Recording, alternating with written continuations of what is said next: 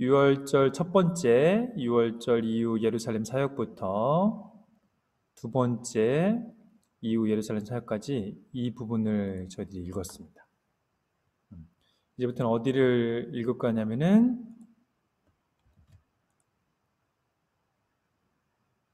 이 갈릴리에서의 두 번째 사역, 이 부분을 읽도록 하겠습니다.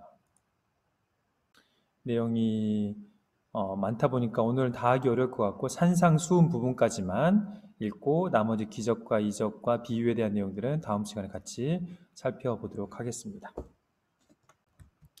말씀을 계속 통독해 가도록 하겠습니다. 2차 갈릴리 사역 마태복음 버전으로 읽을게요. 마태복음 12장 1절에서 8절 말씀인데 마가복음 2장 23절에서 28절에도 그 내용이 나오고 있고요. 이거는 마태복음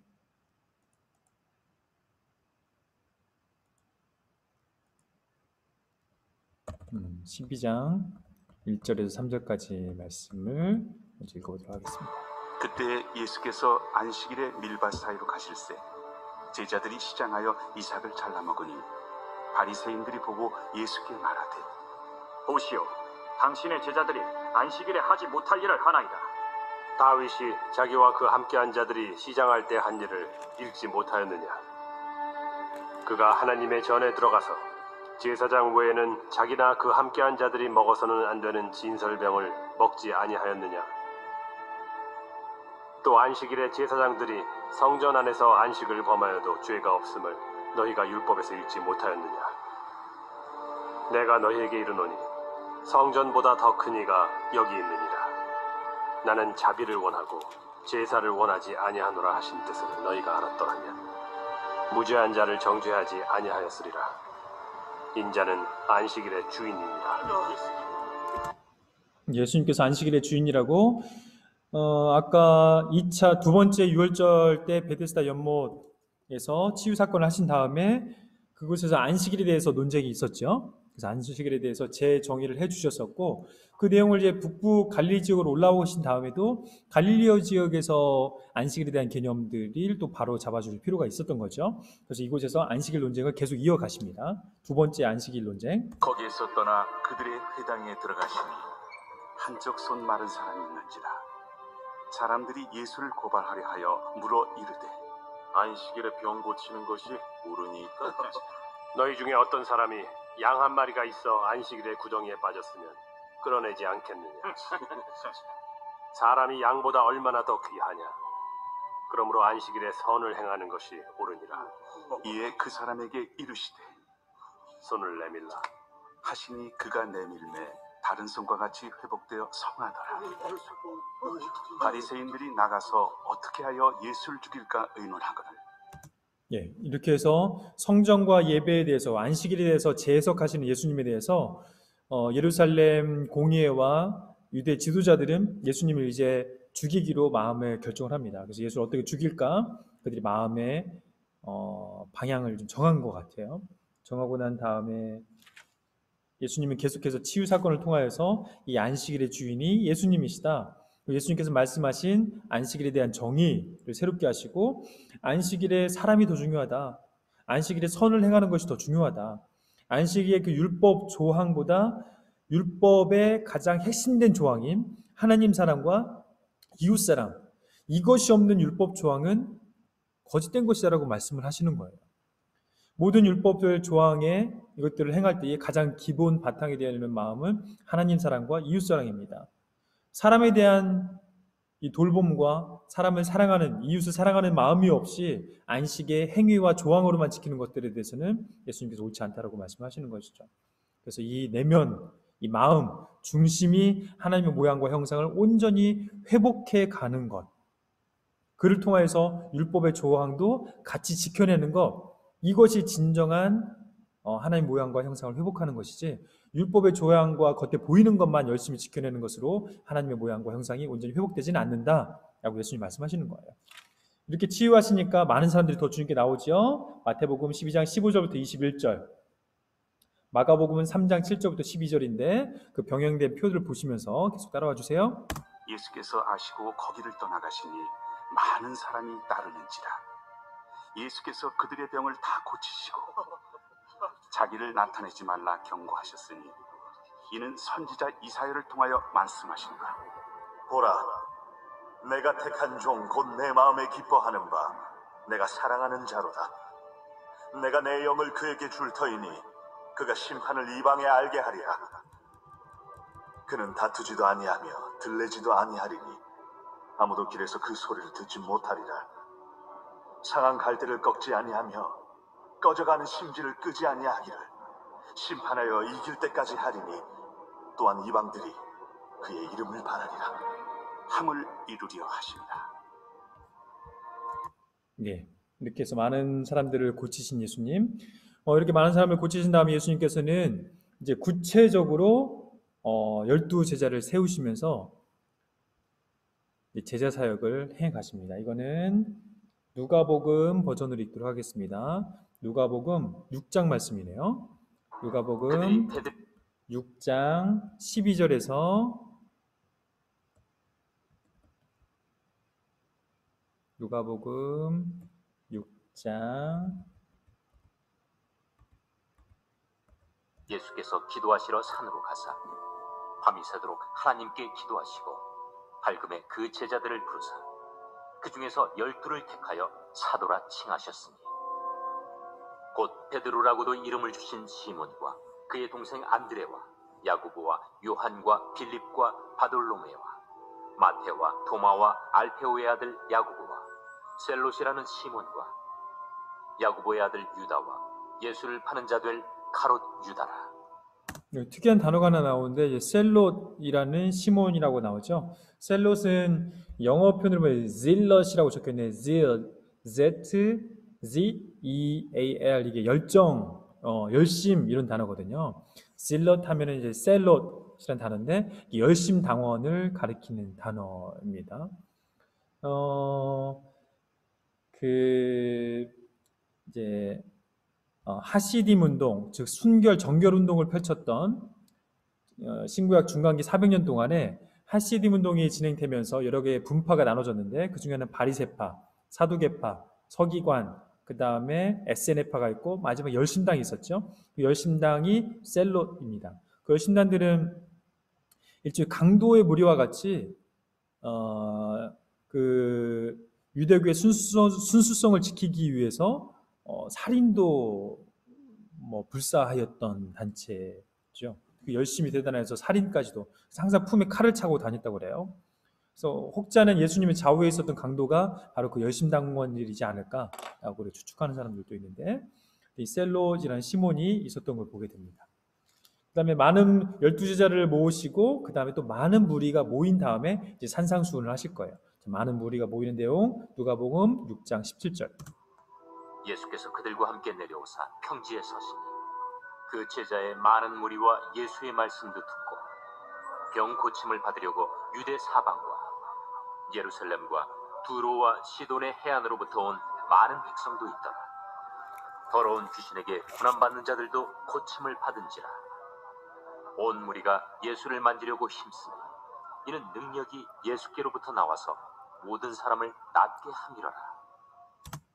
예, 이제 그들에게 예수님께서 산상수훈을 가르치십니다. 지금까지 성전에 대해서, 예배에 대해서, 안식일에 대해서 잘못되고 왜곡된 그것들을 재해석해 주시고 재정의해 주셨는데 그러면서 이제 본격적으로 하나님의 모양과 형상을 따라 지음받은 사람들이 어떻게 살아야 되는가 하는 구체적인 내용들을 산상수훈 말씀을 통해서 우리에게 알려주시는데 그 내용은 마태복음을 통해서 같이 읽어보도록 하겠습니다. 마태복음 5장이죠. 그의 이름을 바라리라. 함을 이루려 하신다. 그때 귀신 들려 눈 멀고 말 못 마태복음 5장부터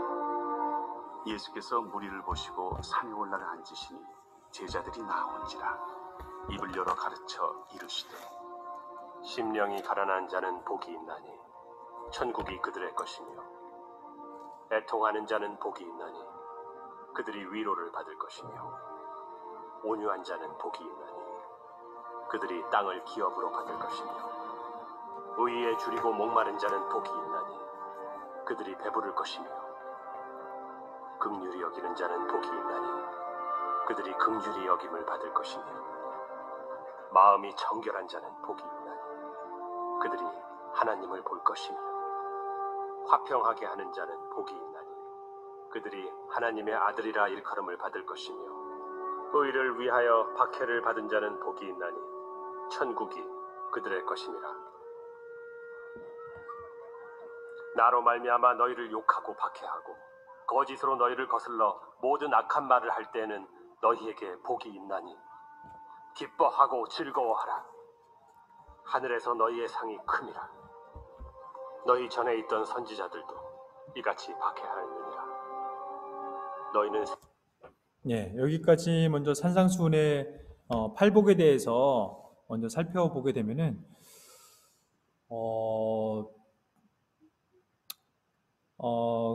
구약 시대에는 10계명이 있었죠. 10계명의 1계명부터 4계명까지는 하나님과의 관계에 대한 내용이었고 5계명부터 10계명까지는 사람들과의 관계에서의 지켜야 될 계명에 대한 내용이었죠. 이거는 돌판에 새겨진 내용이었어요. 이 돌판에 새겨진 10계명, 이 구약의 율법들을 이스라엘 백성이 잘 지키고 준행하였나요? 그걸 지켜내지 못했어요. 준행하지 못하였어요.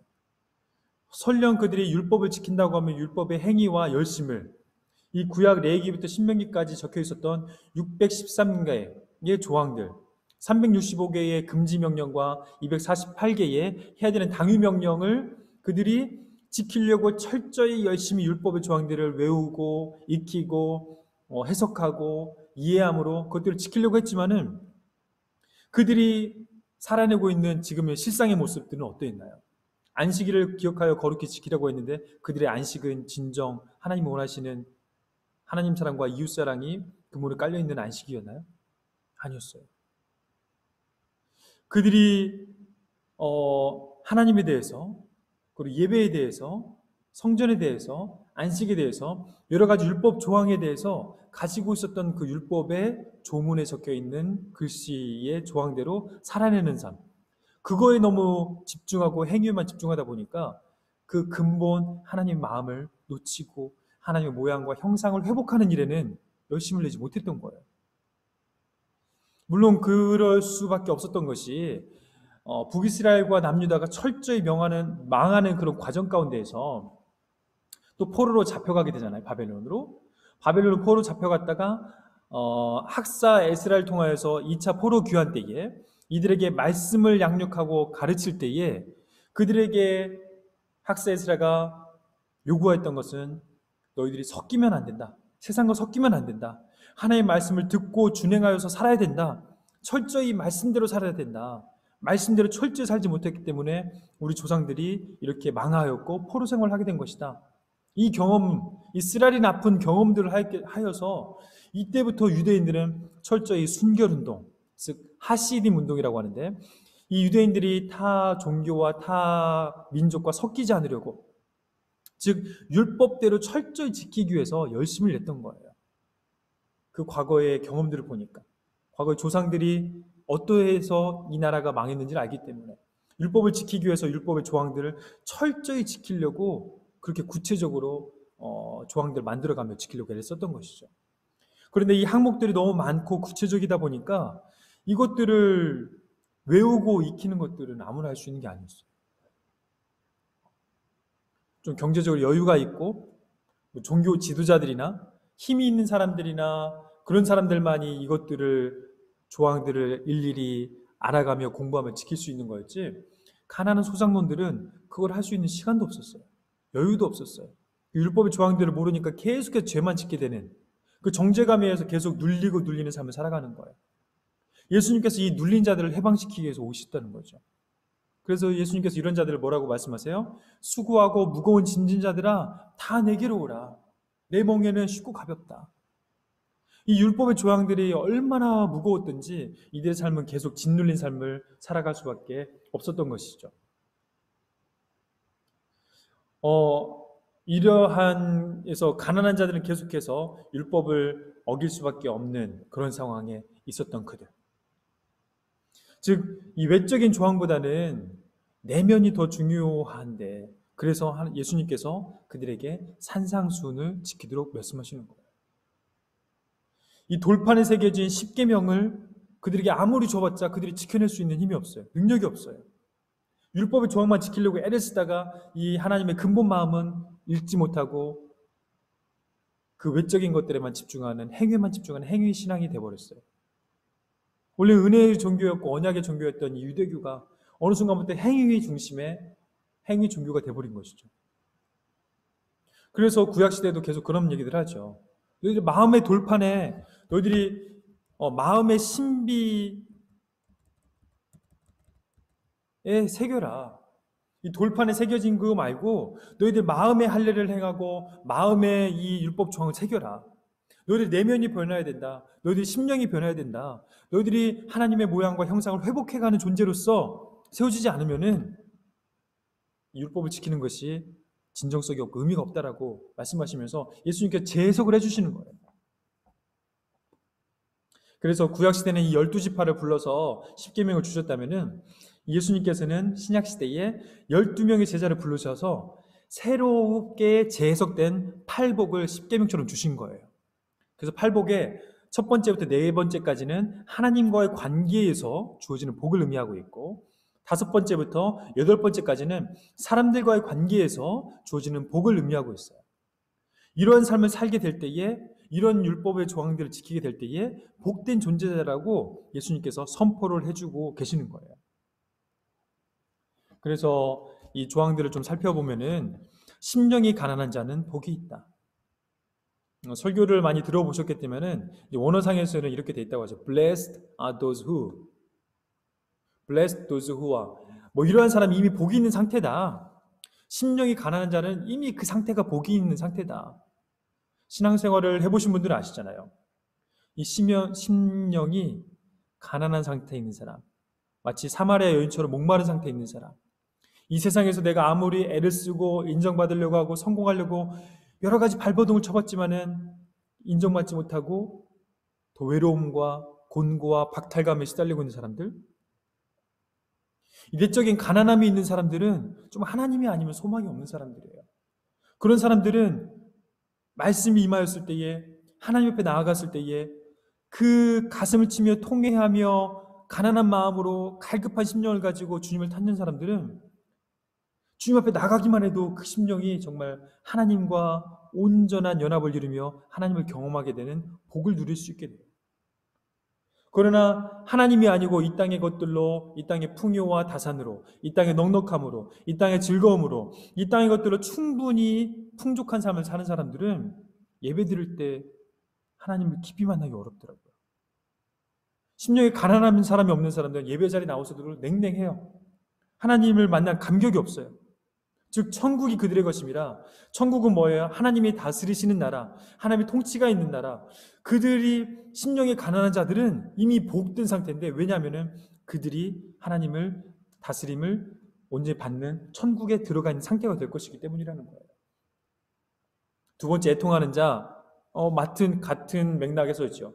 우리 세리의 기도를 한번 생각해 볼 필요가 있겠어요. 세리가 가슴을 치면서 통회하면서 기도하죠. 자기의 죄인됨을 철저히 고백하는 세리. 감히 순결하고 거룩한 하나님 앞에 나갈 수 없는 자기의 존재를 발견하고 애통해하며 이 죄인이 어찌 하나님 앞에 나아갈 수 있을까? 가슴을 치며 괴로워하고 통회하는 이 세리. 그러한 상태에 있는 자는 이미 복이 있다는 거예요. 자기의 죄인됨과 자기의 진토됨과 이 부질없음의 상태를 알고 있는 자는 하나님께 감히 나아갈 수 없는 상태이기 때문에 애통하는 마음이 있어요. 그러한 자는 하나님께서 찾아와 위로를 해주실 것이기 때문에 이미 복이 있는 상태라는 거예요. 그런 상태를 여러분 많이 경험하지 않으세요? 정말 가슴을 칠 때에 하나님의 놀라운 임재와 위로를 경험하신 적들이 많이 있으시죠? 그냥 이 가슴을 치는 통회하는 회개가 없는 기도는 좀 냉랭하고 주님의 그 임재와 강력한 나를 덮어주시는 그 위로들을 경험하지 못하는 경우가 많더라고요. 그러나 우리가 죄인인 것, 이걸 잊으시면 안 돼요. 우리가 주님 앞에 감히 나아갈 수 없는 존재라는 것, 이걸 기억하셔야 돼요. 이걸 경험하고 기억하고 인정하고 자기를 그렇게 고백할 수 있는 애통하는 자가 하나님의 진정한 위로를 받게 될 것입니다. 온유한 자, 다 설명드릴 수는 없고, 온유한 자, 얼마 전에 목사님 설교를 통해서 들었던 것처럼 야생마가 주인에게 의해서 길들여져 있는 상태가 온유라고 말씀하시죠. 하나님에게 나의 이 야생마와 같은 죄성, 육체의 속성을 지우고 죽이고 주님께 말씀에 온전히 순종할 수 있는 온유한 상태에 있는 자가 복이 있다는 거예요. 이 땅을 기업으로 받을 것이기 때문에, 이 땅에서 하나님께서 원하시는 것들을 순종함으로 얻을 수 있는 자가 될 것이기 때문에 복되다는 거예요. 의에 줄이고 목마른 자는 복이 있다. 그들이 배부를 것이기 때문에. 이 의도 여러 가지 의가 있는데 구약에서의 체다카와 미슈파트, 정의와 공의란 단어로 번역되어지는 이 의, 이것도 하나님과 사실은 관계에서 나오는 단어들이에요. 남을 긍휼히 여길 수 있는 마음, 또 하나님의 이 공의로움이 실현되지 못했을 때의 괴로워하는 마음, 이거는 하나님과 관계가 온전히 있는 사람이 누릴 수 있는 복인 거죠. 이 하나님의 의가 오로 세워지지 않음으로 말미암아 그걸 두려워하고 목말라 하는 자는 복이 있다는 거예요. 하나님이 그들의 그 목마름을 채우시고 배부르게 해주실 것이기 때문에, 하나님의 공의가 이 땅에 이루어지지 않음으로 말미암아 괴로워하는 자들은 하나님께서 공의가 이루어진 것들을, 하나님의 나라와 의가 이 땅에 임하는 것을 보게 해주실 것입니다. 5번부터 8번째는 이제 사람과의 관계에서 긍휼히 여기는 자는 복이 있다. 사람을 바라볼 때에, 이웃을 볼 때에, 우리 타자를 바라볼 때에 내가 그를 보고 긍휼한 마음을 가질 수 있는가? 그거는 이미 복된 상태에 있다는 거예요. 자기도 그런 긍휼함을 주께로부터 받을 수 있는 존재이기 때문에. 마음이 청결한 자, 사람을 볼 때에 간음한 눈으로, 음행한 눈으로, 또 사람을 바라볼 때에 속이려고 하고 불의하게 대하는 자, 마음이 청결하지 않고 복잡한 자는 복이 없어요. 하나님 앞에서 청결한 자, 깨끗한 자, 그는 곧 하나님을 볼 수 있기 때문에, 즉 사람과의 관계에서 이 깨끗함을 유지하는 자는 하나님을 그 안에서 볼 수 있는 존재라는 거예요. 하나님의 모양과 형상을 반드시 볼 수 있는 존재가 되는 것입니다. 화평케 하는 자는 복이 있나니, 이 관계 안에서 화평케 하는 자, 예수님께서 막힌 담을 허시고 화평케 해서 오셨잖아요. 성령의 역할도 화평케 하는 일이잖아요. 화평케 하는 자는, 즉 사람들과 관계에서 화목하게 하고 화평케 하는 자는 이미 복된 상태라는 거예요. 바로 하나님의 아들들이 그런 일을 하는 것이기 때문에, 즉 하나님의 모양과 형상을 온전히 회복하는 자가 되어 있는 것이기 때문에 복이 있다는 것이죠. 의를 위하여 박해를 받는 자는 복이 있나니 천국이 그들의 것입니다. 이 의는 이 사람들과의 관계에서의 의를 말합니다. 사람들과 관계에서 불의를 제하고 불의를 위해서 싸우는, 그로 말미암아 박해를 받는 자는 바로 그들이 천국의 그들의 것임이라는 것이죠. 이 천국은 우리가 죽어서 가는 그 천국을 생각하시면 안 되고, 하나님의 다스림이 있는 천국, 하나님의 다스림 통치가 있는 그 나라, 즉 하나님의 통치와 다스림이 있는 상태에 머무르게 된다는 것이죠. 박해를 받는 가운데 있어도 주님이 다스림을 받는 상태에 있는 사람은 행복할 수 있습니다. 이게 바로 복이라는 거예요. 이런 복된 존재로서 우리가 존재의 변화를 온전히 경험하라고 예수님은 강력하게 요구하고 계시는 거예요. 이 이후에 5장, 6장, 7장에 거쳐서 상당히 높은 수준의 도덕적 가치를 예수님께서 우리에게 요구하고 계시는데, 이건 성경에 나오는 일종의 도덕적인 윤리적인 말씀이니까 그냥 성경에 나오는 말이겠지라고 치부할 수 없어요. 실제 예수님께서 이 땅에 살아갈 때에 하나님의 모양과 형상을 회복한 존재들은 이러한 삶을 살아갈 수 있더라고. 즉 이 팔복의 사람으로서 우리가 새롭게 새 창조를 경험하고 새로운 인격의 변화, 존재의 변화를 경험한 사람들은 그 이후의 사람들을 높은 도덕적 기준으로 성경에만 존재하는 문구로만 생각하는 것이 아니라 실제 우리가 그런 삶을 살아낼 수 있더라고.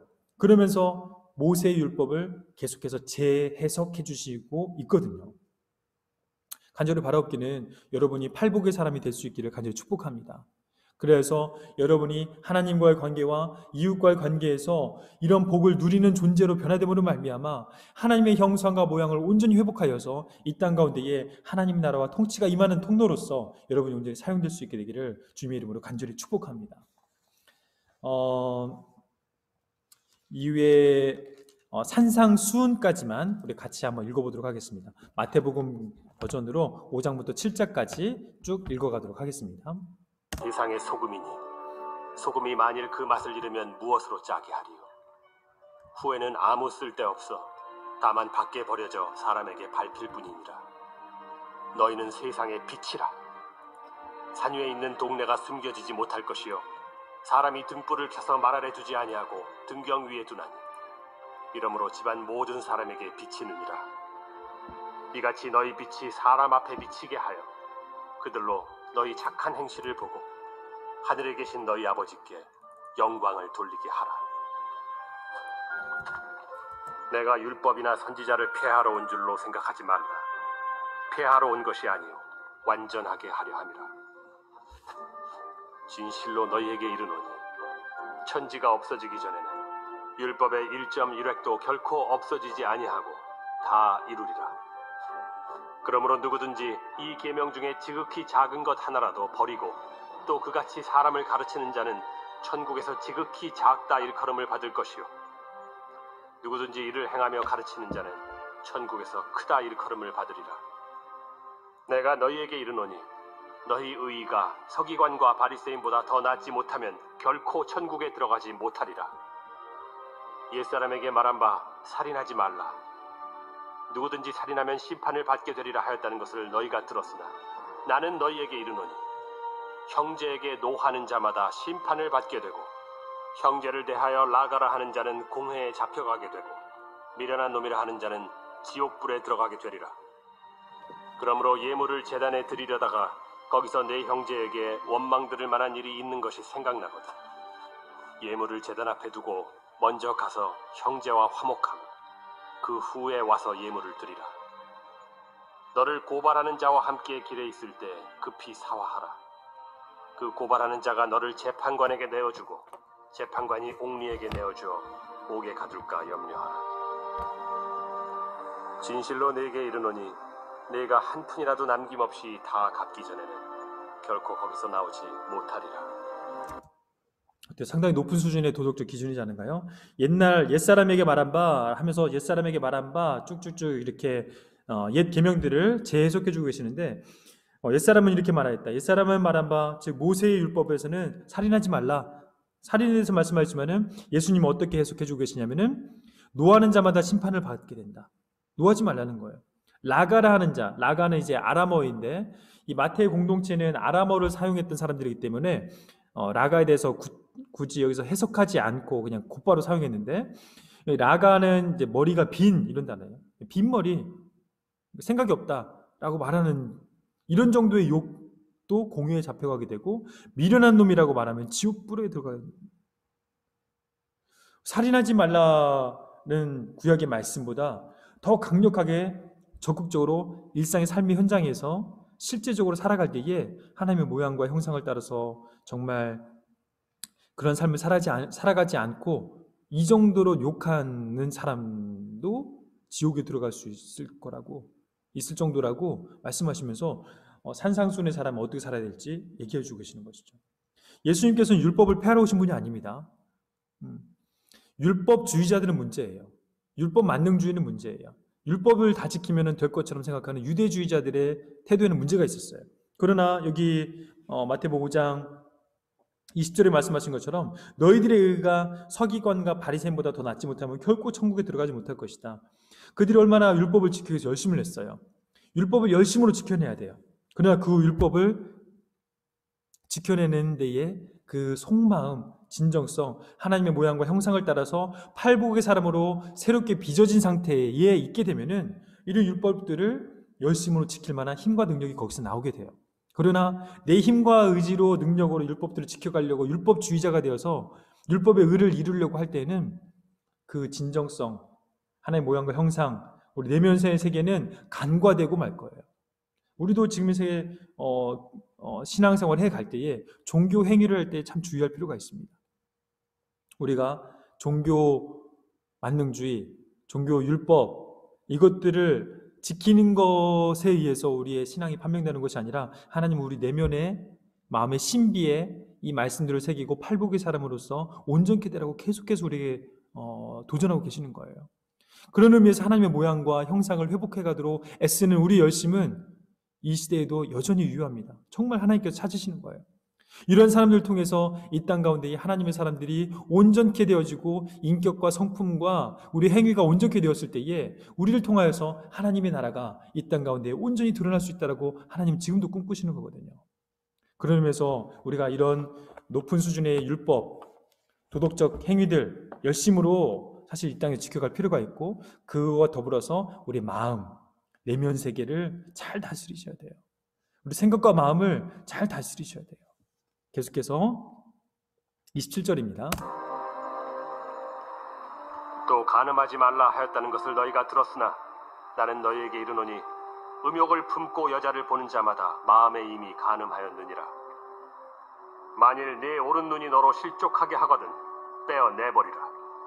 내 백체 중 하나가 없어지고 온몸이 지옥에 던져지지 않는 것이 유익하며 또한 만일 내 오른손이 너로 실족하게 하거든 찍어 내버리라. 내 백체 중 하나가 없어지고 온몸이 지옥에 던져지지 않는 것이 유익하니라.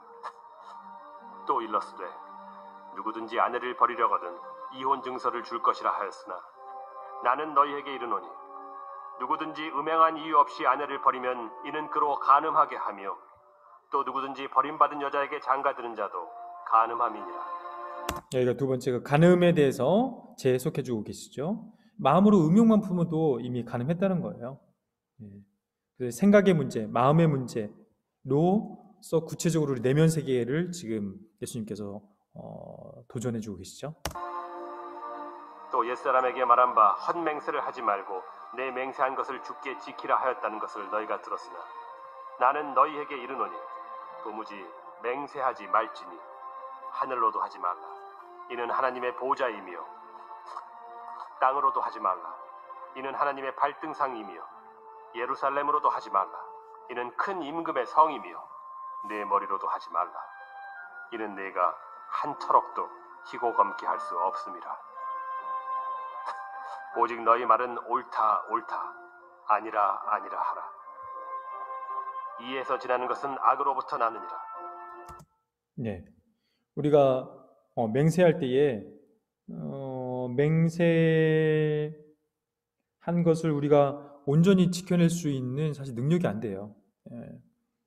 여러 가지 유혹도 있고 한계도 있고 지켜낼 수도 있겠지만 지켜낼 수도 없는 가능성이 높기 때문에 무엇을 걸고 맹세하는 것들에 온전하지 않아서 맹세할 때 무엇을 걸고 맹세하지 말고 이에서 지나는 것들은 이것을 과하게 자기의 확신을 증명하기 위해서 과하게 맹세하는 것들은 악으로부터 나는 거다. 어떻게 보면 자기에 대한 증명하려는 욕심에 의해서 시작된 것이 아닌가. 그런 악으로부터 나올 수 있기 때문에 그런 맹세를 하지 말라. 또 눈은 눈으로 이는 이로 갚으라 하였다는 것을 너희가 들었으나 나는 너희에게 이르노니 악한 자를 대적하지 말라.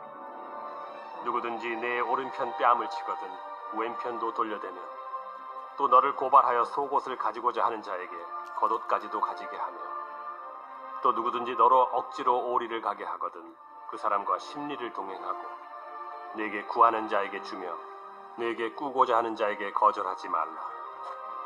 또 내 이웃을 사랑하고 내 원수를 미워하라 하였다는 것을 너희가 들었으나 나는 너희에게 이르노니 너희 원수를 사랑하며 너희를 박해하는 자를 위하여 기도하라. 이같이 한즉 하늘에 계신 너희 아버지의 아들이 되리니 이는 하나님이 그 해를 악인과 선인에게 비추시며 비를 의로운 자와 불의한 자에게 내려주심이라. 너희가 너희를 사랑하는 자를 사랑하면 무슨 상이 있으리요? 세리도 이같이 아니하느냐? 또 너희가 너희 형제에게만 무난하면 남보다 더하는 것이 무엇이냐? 이방인들도 이같이 아니하느냐? 그러므로 하늘에 계신 너희 아버지의 온전하심과 같이 너희도 온전하라. 엄청난 말씀이죠. 하늘에 계신 너희 아버지 온전하심과 같이 너희도 온전하라. 우리도 이렇게 하나님의 기대에 부응하며 온전함을 이룰 수 있도록 일상의 삶에서 좀 열심을 내보는, 그렇지만 이 내면 세계가 하나님 앞에서 온전한 하나님 모양과 형상을 회복하게 될 때에 이런 일들을 감당할 수 있는 힘이, 또 소망함이, 열망함이 우리 안에서 자연스럽게 일어날 줄 믿습니다. 6장 계속해서 읽어볼게요. 사람에게 보이려고 그들 앞에서 너희 의를 행하지 않도록 주의하라. 그리하지 아니하면 하늘에 계신 너희 아버지께 상을 받지 못하느니라. 그러므로 구제할 때 외식하는 자가 사람에게서 영광을 받으려고 회당과 거리에서 하는 것 같이 너희 앞에 나팔을 불지 말라. 진실로 너희에게 이르노니 그들은 자기 상을 이미 받았느니라. 너는 구제할 때 오른손이 하는 것을 왼손이 모르게 하여 내 구제함을 은밀하게 하라. 은밀한 중에 보시는 너희 아버지께서 갚으시리라.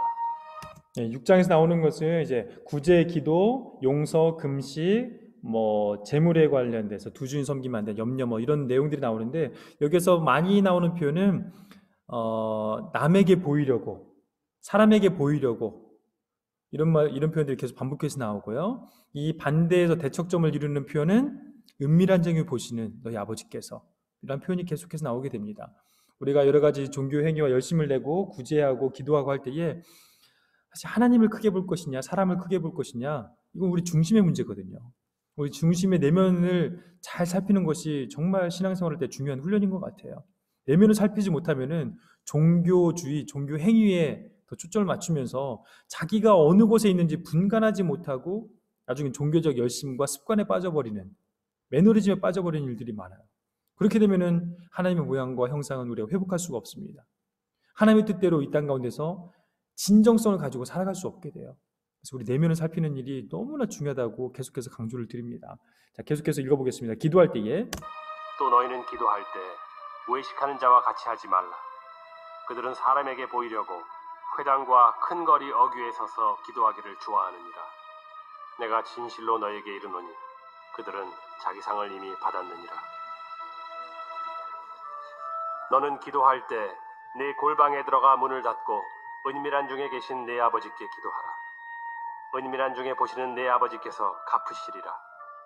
또 기도할 때 이방인과 같이 중언부언하지 말라. 그들은 말을 많이 하여야 들으실 줄 생각하느니라. 그러므로 그들을 본받지 말라. 구하기 전에 너희에게 있어야 할 것을 하나님 너희 아버지께서 아시느니라. 그러므로 너희는 이렇게 기도하라. 하늘에 계신 우리 아버지여, 이름이 거룩히 여김을 받으시오며 나라가 임하시오며 뜻이 하늘에서 이루어진 것 같이 땅에서도 이루어지이다. 오늘 우리에게 일용할 양식을 주시옵고 우리가 우리에게 죄 지은 자를 사하여 준 것 같이 우리 죄를 사하여 주시옵고 우리를 시험에 들게 하지 마시옵고 다만 악에서 구하시옵소서. 나라와 권세와 영광이 아버지께 영원히 있사옵나이다. 아멘. 너희가 사람의 잘못을 용서하면 너희 하늘 아버지께서도 너희 잘못을 용서하시려니와 너희가 사람의 잘못을 용서하지 아니하면 너희 아버지께서도 너희 잘못을 용서하지 아니하시리라. 금식할 때 너희는 외식하는 자들과 같이 슬픈 기색을 보이지 말라. 그들은 금식하는 것을 사람에게 보이려고 얼굴을 흉하게 하느니라. 내가 진실로 너희에게 이르노니 그들은 자기 상을 이미 받았느니라. 너는 금식할 때 머리에 기름을 바르고 얼굴을 씻으라. 이는 금식하는 자로 사람에게 보이지 않고 오직 은밀한 중에 계신 내 아버지께 보이게 하려 함이라. 은밀한 중에 보시는 내 아버지께서 갚으시리라. 너희를 위하여 보물을 땅에 쌓아두지 말라. 거기는 좀과 동록이 해하며 도둑이 구멍을 뚫고 도둑질하느니라. 오직 너희를 위하여 보물을 하늘에 쌓아두라. 거기는 좀이나 동록이 해하지 못하며 도둑이 구멍을 뚫지도 못하고 도둑질도 못하느니라. 내 보물이 있는 그곳에는 내 마음도 있느니라. 눈은 몸의 등불이니 그러므로 내 눈이 성하면 온 몸이 밝을 것이요 눈이 나쁘면 온몸이 어두울 것이니 그러므로 내게 있는 빛이 어두우면 그 어둠이 얼마나 더하겠느냐. 한 사람이 두 주인을 섬기지 못할 것이니 혹 이를 미워하고 저를 사랑하거나 혹 이를 중히 여기고 저를 경히 여김이라. 너희가 하나님과 재물을 겸하여 섬기지 못하느니라. 그러므로 내가 너희에게 이르노니 목숨을 위하여 무엇을 먹을까 무엇을 마실까 몸을 위하여 무엇을 입을까 염려하지 말라. 목숨이 음식보다 중하지 아니하며 몸이 의복보다 중하지 아니하냐. 공중의 새를 보라. 심지도 않고 거두지도 않고 창고에 모아들이지도 아니하되 너희 하늘 아버지께서 기르시나니 너희는 이것들보다 귀하지 아니하냐. 너희 중에 누가 염려함으로 그 키를 한 자라도 더할 수 있겠느냐. 또 너희가 어찌 의복을 위하여 염려하느냐. 들의 백합화가 어떻게 자라는가 생각하여 보라. 수고도 아니하고 길쌈도 아니하느니라. 그러나 내가 너희에게 말하노니 솔로몬의 모든 영광으로도 입은 것이 이 꽃 하나만 갖지 못하였느니라. 오늘 있다가 내일 아궁이에 던져지는 들풀도 하나님이 이렇게 입히시거든 하물며 너희일까 보냐. 믿음이 작은 자들아, 그러므로 염려하여 이르기를 무엇을 먹을까 무엇을 마실까 무엇을 입을까 하지 말라. 이는 다 이방인들이 구하는 것이라. 너희 하늘 아버지께서 이 모든 것이 너희에게 있어야 할 줄을 아시느니라. 그런즉 너희는 먼저 그의 나라와 그의 의를 구하라. 그리하면 이 모든 것을 너희에게 더하시리라. 그러므로 내일 일을 위하여 염려하지 말라. 내일 일은 내일이 염려할 것이요 한날의 괴로움은 그날로 족함이라. 네. 우리 그리스도인들에게 우리 신앙의 상태를 좀 판단할 수 있는 하나의 기준? 염려가 될 수 있지 않을까 싶어요. 우리 안에 염려가 있다라면은 염려하지 않을 수는 없어요. 그 염려가 우리 마음의 중심에 또아리를 틀고 계속해서 우리 심령을 무겁게 하고 답답하게 하고 눌리게 하고 어둡게 한다라면은 그는 우리 신앙에 문제가 있는 거죠. 염려하게 하는 그 상황 자체의 문제라기보다도 우리가 하나님을 온전히 신뢰하지 못하는 상태, 하나님을 온전히 우리의 창조주 하나님으로 또 우리 삶을 다스리고 통치하시는 우리의 주인으로 인정하지 않는, 들의 백합화도 하나님께 친히 먹이시고 입히시는데 나를 돌보고 입혀주지 않을까, 무엇을 먹을까, 무엇을 마실까, 무엇을 입을까 염려하는 것은 바로 이방인들이 염려하는 거라고 하잖아요. 하나님의 사람들은 그 마음에 염려가 지속해서 자리를 잡을 수가 없습니다. 하나님에 대한 온전한 신뢰가 우리 안에서 계속 선포되어지고 우리 안에 성령님으로 말미암아 하늘로부터 주어지는 평화들이 우리를 압도하기 때문에 염려가 우리 안에 자리를 잡을 수가 없습니다. 그러나 염려가 계속해서 나를 짓누르고 있다면 여러분 우리의 신앙을 한번 돌이켜 보셔야 돼요. 그런 의미에서 염려는 명확하게 드러나기 때문에, 즉 평화가 없음의 상태, 평안이 없는 상태, 이것은 우리가 정확하게 쉽게 자각할 수 있는 거기 때문에 만약에 우리가 그러한 상태에 놓여져 있다면 신앙을 바로 돌아보셔야 돼요. 그럴 때에 우리가 산상수훈의 팔복의 사람으로 또 하나님의 모양과 형상을 회복해가는 사람으로 빨리빨리 돌아갈 수가 있게 됩니다. 자, 우리 마지막으로 7장 읽고 마치도록 하겠습니다. 비판을 받지 아니하려거든 비판하지 말라. 너희가 비판하는 그 비판으로 너희가 비판을 받을 것이요 너희가 헤아리는 그 헤아림으로 너희가 헤아림을 받을 것이니라. 어찌하여 형제의 눈 속에 있는 티는 보고 내 눈 속에 있는 들보는 깨닫지 못하느냐. 보라, 내 눈 속에 들보가 있는데 어찌하여 형제에게 말하기를 나로 내 눈 속에 있는 티를 빼게 하라 하겠느냐. 외식하는 자여, 먼저 내 눈 속에서 들보를 빼어라. 그 후에야 밝히 보고 형제의 눈 속에서 티를 빼리라. 거룩한 것을 개에게 주지 말며 너희 진주를 돼지 앞에 던지지 말라. 그들이 그것을 발로 밟고 돌이켜 너희를 찢어 상하게 할까 염려하라. 구하라. 그리하면 너희에게 주실 것이요 찾으라. 그리하면 찾아낼 것이요 문을 두드리라. 그리하면 너희에게 열릴 것이니 구하는 이마다 받을 것이요 찾는 이는 찾아낼 것이요 두드리는 이에게는 열릴 것이니라. 너희 중에 누가 아들이 떡을 달라 하는데 돌을 주며 생선을 달라 하는데 뱀을 줄 사람이 있겠느냐? 너희가 악한 자라도 좋은 것으로 자식에게 줄 줄 알거든. 하물며 하늘에 계신 너희 아버지께서 구하는 자에게 좋은 것으로 주시지 않겠느냐? 그러므로 무엇이든지 남에게 대접을 받고자 하는 대로 너희도 남을 대접하라. 이것이 율법이요 선지자니라. 좁은 문으로 들어가라. 멸망으로 인도하는 문은 크고 그 길이 넓어 그리로 들어가는 자가 많고 생명으로 인도하는 문은 좁고 길이 협착하여 찾는 자가 적음이라. 거짓 선지자들을 삼가라. 양의 옷을 입고 너희에게 나아오나 속에는 노략질하는 일이라. 그들의 열매로 그들을 알지니 가시나무에서 포도를 또는 엉겅퀴에서 무화과를 따겠느냐? 이와 같이 좋은 나무마다 아름다운 열매를 맺고 못된 나무가 나쁜 열매를 맺나니 좋은 나무가 나쁜 열매를 맺을 수 없고 못된 나무가 아름다운 열매를 맺을 수 없느니라. 아름다운 열매를 맺지 아니하는 나무마다 찍혀 불에 던져지느니라. 이러므로 그들의 열매로 그들을 알리라. 나더러 주여 주여 하는 자마다 다 천국에 들어갈 것이 아니요 다만 하늘에 계신 내 아버지의 뜻대로 행하는 자라야 들어가리라. 그날에 많은 사람이 나더러 이르되 주여 주여 우리가 주의 이름으로 선지자 노릇하며 주의 이름으로 귀신을 쫓아내며 주의 이름으로 많은 권능을 행하지 아니하였나이까 하리니 그때 내가 그들에게 밝히 말하되 내가 너희를 도무지 알지 못하니 불법을 행하는 자들아 내게서 떠나가라 하리라.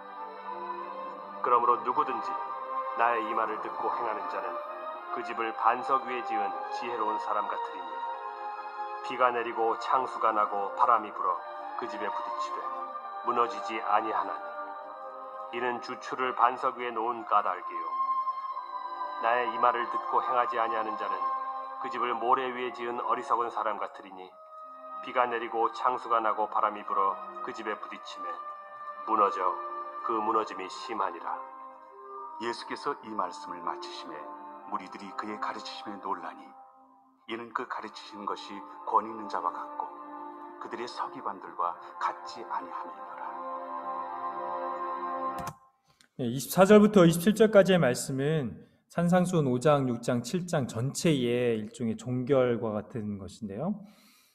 집은 어떻게든지 다 세워집니다. 모래 위에 세워지든지 반석 위에 세워지든지 집은 세우면 세워지게 돼 있는데 그런 창수가 나고 어려움을 닥쳐보면 알죠. 근데 어떤 경우에 그 집이 무너지지 않는다? 말씀을 듣는 자가 아니라 말씀을 듣고 행하는 자가 반석 위에 세워진 지혜로운 사람이라고 말씀을 하고 계시죠.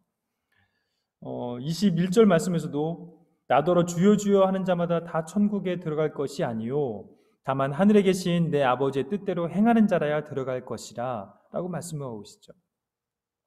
그래서 주여 주여 주님 부른다고 해서 우리의 믿음이 증명되어지는 건 아니에요. 우리의 믿음은 어디에서 확증되어지고 증명되어지는가? 그걸 뜻대로 행하는 자가 바로 증명이 되어지고 열매를 맺는 삶을 사는 것이죠. 그래서 이 산상수훈에 주어진 5장, 6장, 7장의 말씀 여러 가지 얘기들이 주어졌죠. 거기에서 뭐 구제할 때라든지 기도할 때, 용서, 금식에 관련돼서 또 염려 관련돼서 또 재물과 두 주인을 섬기는 것에 대해서 또 비판하는 것 우리가 되게 주의해야 될 것인데 비판하고 판단하고 정죄하는 것에 대해서 그 다음에 뭐 이런 것들 이 모든 것들을 우리가 머리로만 알고 해서는 되는 것이 아니라 듣고 행하려고 되게 애를 써야 됩니다.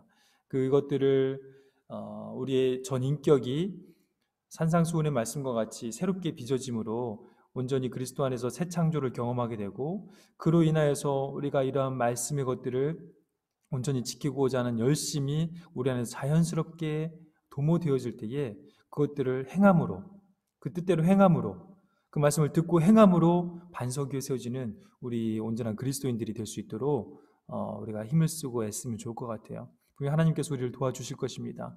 성령 하나님께서 우리의 내면 안에서 계속해서 충만케 임재하여 주시고 우리에게 권면하여 주시며 함께하여 주실 것입니다. 우리가 그런 기대감을 가지고 하나님의 모양과 형상을 온전히 회복하게 가는 우리 신통방통 식구들이 될 수 있기를 주님의 이름으로 축복합니다. 긴 시간 수고하셨습니다. 감사합니다. 다음 시간에 뵙겠습니다.